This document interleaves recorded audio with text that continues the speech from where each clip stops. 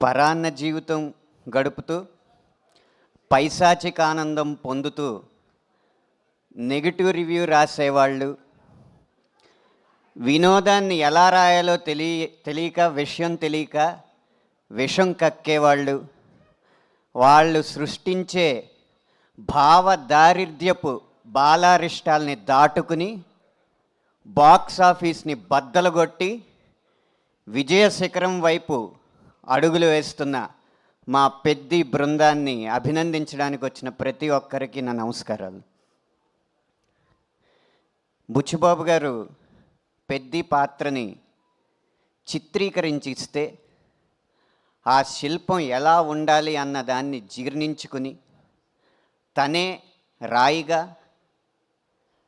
తనే శిల్పిగా, తనే ఉలిగా, తనే ఆ శిల్పంగా తనని తాను చెక్కుకుని మనందరి ముందు నుంచుని ఆ శిల్పానికి తన నటనతో జీవం పోసి పెద్ది విజయంలో ముఖ్య భూమిక పోషించిన మా హీరో రామ్ చరణ్ గారికి శిరస్సు వంచి మా బృందం తరపున నమస్కరిస్తున్నాను.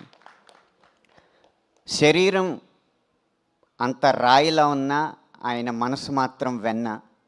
అందుకే ఉలికిపడి ఊగాల అన్న పాట, మస్సా మస్సా పాట రాసిన వెంటనే ఆ రాతి శరీరంతో నన్ను హత్తుకుని ఆ మెత్తని మనస్సు యొక్క తీయదనాన్ని నాకు చెవి చూపించారు.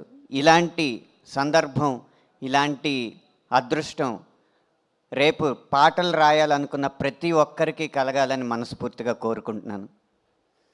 పెద్ది విజయం కొత్త కథల్ని, కత్తి లాంటి కథనాల్ని అందించే ప్రతి దర్శకుడికి స్ఫూర్తినిస్తుంది.